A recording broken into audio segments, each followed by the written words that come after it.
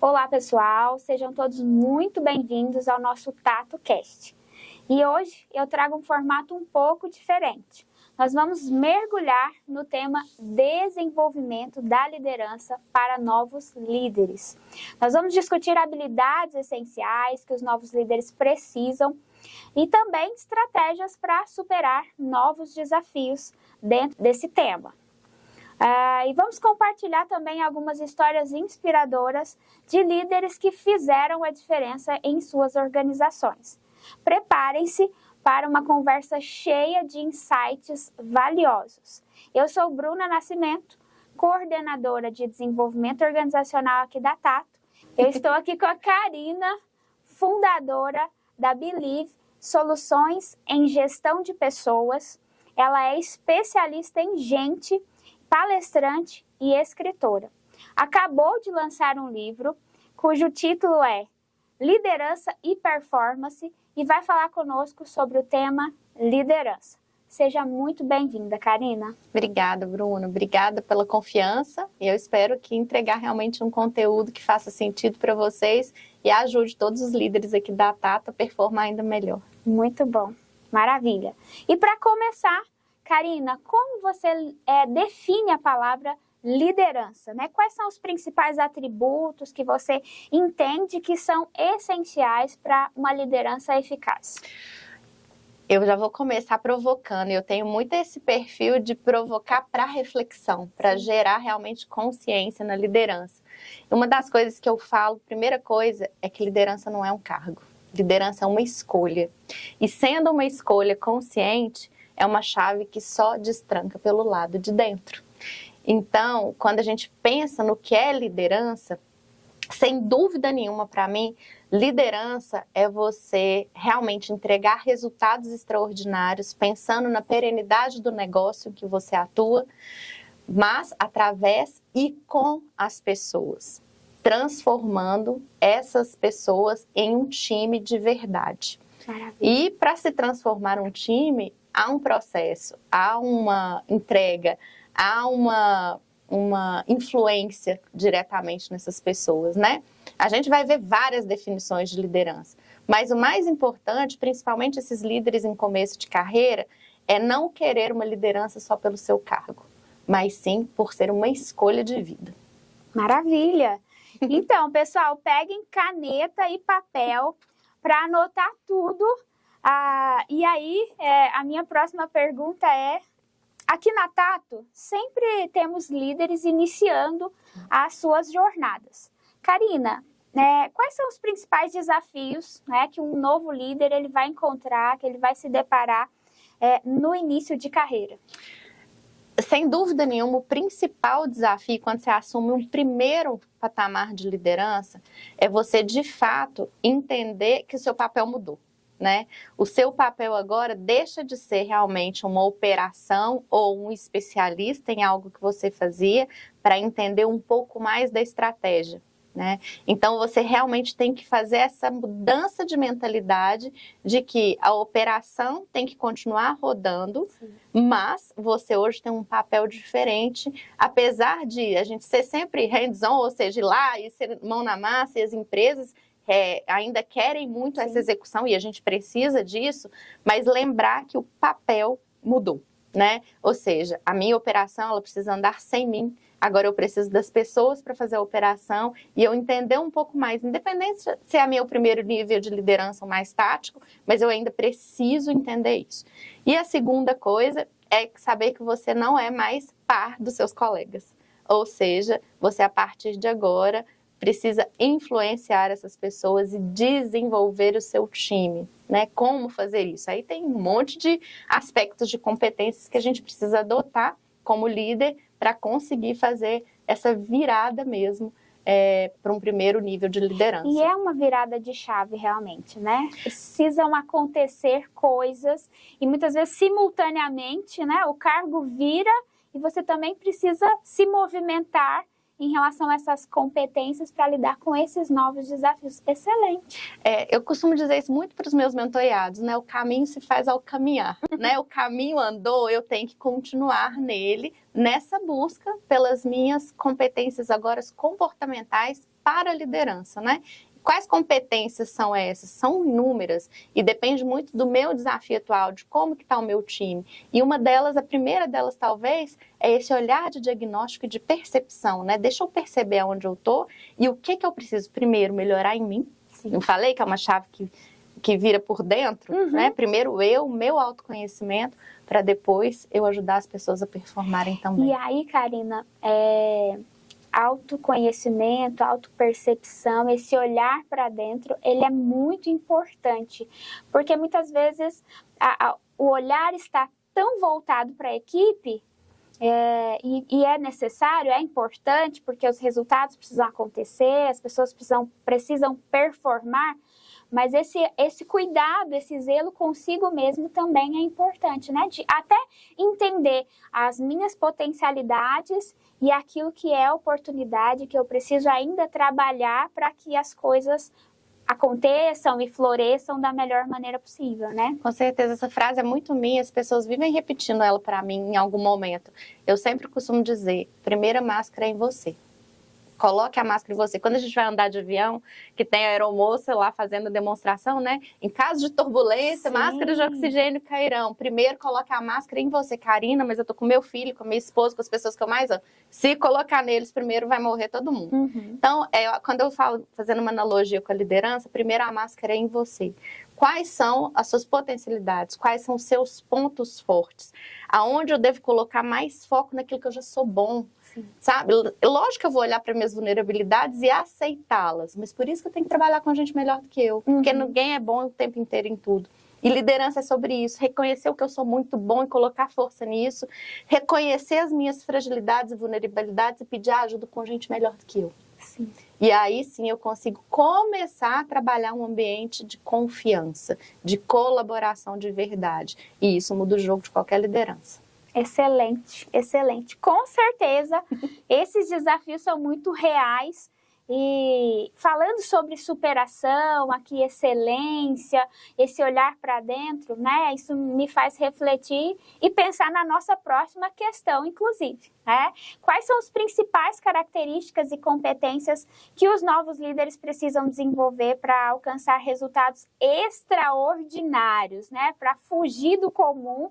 E aí a gente vai mergulhar aqui um pouquinho no perfil profissional que realmente se destaca pensando na liderança. Autoconhecimento, né? Primeiro eu preciso conhecer. Se eu não conheço nem o que eu sou bom e nem meus pontos de vulnerabilidades, como é que eu vou trabalhar potenciais ou competências que vão me ajudar? Então esse é um ponto. Mas sem dúvida nenhuma, se eu pudesse elencar, inclusive está no livro, tá? Fazendo aqui, são 3 pontos. No livro eu trago essa metodologia que eu acho que ajuda bastante líderes iniciais, que é uma metodologia própria, que são os 8 Cs, da liderança de alta performance. Legal. E não tenho certeza, que 3 desses Cs são assim, extremamente eficazes num começo de carreira. Primeiro, comunicação. Né? Comunicação em que sentido? E aí eu quero deixar 3 aspectos da comunicação, porque às vezes eu vou conversar sobre isso e falo, não, aqui tem cultura de feedback, eu faço feedback. Falei, então me conta, como é que você faz um feedback? E a pessoa vai me falar, ou a empresa vai posicionar, e simplesmente ela está informando, ela não está dando feedback. Então, comunicação tem 3 pontos. Primeiro é informar, segundo é dar feedback e terceiro é alinhar expectativas. São 3 coisas completamente diferentes e que muitas vezes, num primeiro momento de liderança, bota tudo dentro de uma panela e acha que é uma coisa só. E não é. Então, precisam de técnicas de comunicação. Mas antes de eu dar feedback e alinhar expectativa, eu preciso saber ouvir. Eu preciso, de fato, saber ouvir, saber perceber, entender que a comunicação ela é processada na cabeça do outro. Então, não adianta, por mais eficaz que eu seja, assertivo, eu nunca sei o que eu estou ouvindo. Então, o saber ouvir, o saber buscar esse retorno, entender e depois sim, dar o feedback e alinhar a expectativa, muda o jogo de qualquer gestão. E quando a gente faz isso de forma realmente preocupada no sentido de estar sendo assertiva na minha comunicação, eu realmente tenho uma equipe muito mais alinhada, muito mais voltada para o propósito daquele objetivo, não só o propósito da empresa como um todo, né? Mas para o que gere sentido para aquele resultado específico ou para um projeto, enfim. O segundo ponto, sem dúvida nenhuma, até falei que a gente cria isso, que a gente cria confiança com comunicação, mas a gente cria relações de confiança dentro da empresa, dando autonomia, né? E também trabalhando as diferenças e me mostrando vulnerável. Ou seja, eu sou um líder que eu não sei tudo, eu não detenho o poder de tudo, eu preciso das pessoas. Senão eu trabalhava sozinha, não precisava de equipe. Sim. E quando eu me ponho nessa posição de super poderoso, de um líder que eu não preciso de gente porque eu sei tudo, eu não crio relação de confiança. Afasta. Sim. Não gero conflitos positivos no sentido de divergência de pensamentos para que a gente cresça em projetos com olhares diferentes. Não crio consenso dentro da minha equipe e com isso eu não tenho resultados extraordinários. Então, comunicação, confiança e, sem dúvida nenhuma, o que falta muito no perfil do brasileiro, que é consistência. Né? Quando eu falo de consistência, sim, você tem que ter o conhecimento técnico, mas, sem dúvida nenhuma, planejamento e disciplina de execução. Então, Karina, considerando todo esse contexto referente a competências essenciais, pensando nos novos líderes, nós podemos explorar agora a liderança para o futuro. Como, na sua visão, né, como é que você enxerga o futuro dessa liderança e quais as estratégias que esses novos líderes precisam adotar, principalmente nesse cenário de constante evolução? Nós vamos analisar agora, pessoal, as tendências emergenciais, as influências das novas tecnologias e as mudanças também no mercado de trabalho. Tema super relevante, daria um podcast só sobre isso, Sim. Né? E o último C da liderança, até vou usá-lo também aqui como referência, é a coragem. Então, eu falo que a coragem para a gente liderar as mudanças. Transformação digital está aí, a generativa está aí, e a gente precisa entender que isso não muda mais, né? Então, você vai liderar as mudanças ou vai ser liderado por elas? É uma escolha, por isso requer coragem. Coragem para entender que a transformação digital não é digital, é sobre pessoas. É sobre como a gente vai liderar de agora para frente, como a gente vai influenciar de agora para frente, como que a gente vai gerar significado e sentido no trabalho para as pessoas.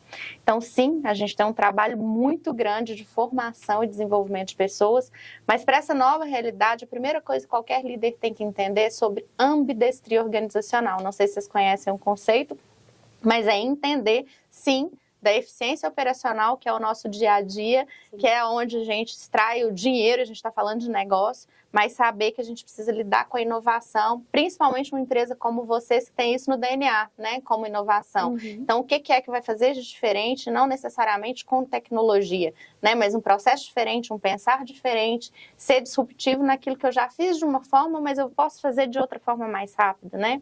É estar disposto a desaprender, reaprender e aprender novamente, talvez todos os dias, né? E isso a gente faz nas relações. Então, a gente volta a essa transformação digital, que eu falo que ela é uma transformação humana, para algo que a gente até falou aqui nos bastidores, que é a humanização. Sim. Será que eu sou suficientemente humano para o meu trabalho não ser transformado por um robô? Então, até que ponto eu posso usar e abusar da tecnologia para coisas operacionais, e que bom, para me deixar com tempo livre, para cuidar das relações, potencializar negócios através das pessoas e de verdade liderar. Aí sim a gente vai ver uma transformação incrível da liderança. Isso requer adaptabilidade, sim, conhecimento e ambidestria organizacional, principalmente muita coragem, porque a gente vai ter que aprender todo dia uma coisa nova. E é muito interessante que por trás de uma automatização, por trás de uma máquina, por trás do robô, existem sempre pessoas. E elas sempre vão existir. Ainda bem, né? Que bom, que bom. Fico muito feliz. Ainda bem. O que a gente não vai automatizar são exatamente o que a gente vê nos estudos, as soft skills, né? Sim. A criatividade, a própria empatia, que é a nossa capacidade de se colocar no lugar do outro, mas com a perspectiva do outro. E aí eu acho que tem interessante que é um outro ponto do futuro do trabalho, independente de cargo de liderança ou não, mas sem dúvida nenhuma a gente vive a era da experiência. As pessoas não compram mais pelo só o produto, mas sim pela experiência que isso proporciona. E quem mais pode viver uma experiência se não as pessoas que têm empatia para se colocar no lugar do consumidor, para se colocar no lugar do cliente ou do seu público-alvo, para sentir a danada da dor, que a gente sempre fica falando, né, nos modelos de negócio, nos business plan da vida, mas quem sente a dor são pessoas. E para que eu entenda essa dor, eu preciso ser pessoa e usar empatia, e aí sim gerar a experiência e gerar um produto. Então, até nisso, a empatia é uma mola propulsora para poder gerar novos produtos, novos negócios e ajudar a gerar valor para as pessoas. Habilidade, experiência, empatia e coragem. Maravilha, maravilha. E para finalizar com chave de ouro, eu abro aqui o espaço para você. Na verdade, essas dicas já vieram, essas contribuições já vieram e muito rico tudo isso que você trouxe na sua fala. Mas se pudesse falar mais alguma coisa, se puder trazer algo que ainda não foi dito, o que você diria aqui nesse contexto de liderança e principalmente os novos líderes? Eu vou ser bem direta, é uma frase que eu uso e que as pessoas falam normalmente, nossa, eu podia ter falado isso no começo do treinamento, da capacitação, mas eu deixo no final para gerar consciência mesmo. Eu estou atendendo muitos líderes, né? Mas a minha equipe isso, Karina, mas a minha equipe assim, mas não performa desse jeito, o resultado não vem. Eu falo, para tudo. Não é sua equipe, é sobre você. E a minha frase final aqui para a gente gerar reflexão ou talvez um incômodo para você olhar para a sua liderança nesse primeiro ponto é: cada líder tem a equipe que merece. Então, se a sua equipe não está performando, se a sua equipe não tem o resultado, se a sua equipe não colabora, não é sobre eles, é sobre você. É como sobre você tem liderado e tem sido o exemplo para essas pessoas. Então, num mundo que a gente vive ausência de modelos, de pessoas que a gente admira, de pessoas que geram realmente uma admiração como líder, uma influência positiva na sua carreira, seja o primeiro. Então, desafio vocês, líderes da Tata, sejam os primeiros a liderarem pelo exemplo, né, e realmente transformar resultados, gerando essa consciência. O resultado da sua equipe é seu resultado, em primeiro lugar. Então, cada líder tem a equipe que merece. Maravilha. Muito obrigada, Karina. Incrível. E eu agradeço a todos por nos acompanharem nesse episódio e que possamos continuar essa conversa no nosso dia a dia, incentivando ações positivas, comportamentos positivos nas nossas vidas e na comunidade de um modo geral. Se você gostou desse TatoCast e se sente inspirado a promover mudanças significativas e positivas, não hesite em compartilhá-lo. Junte-se a nós nessa jornada para fortalecer e capacitar novos líderes em suas trajetórias. Muito obrigada pela sua participação. Mais uma vez eu agradeço, Karina, por estar aqui conosco e compartilhar tantas dicas valiosas. E até a próxima, pessoal! Gente, obrigada. Até a próxima. Valeu!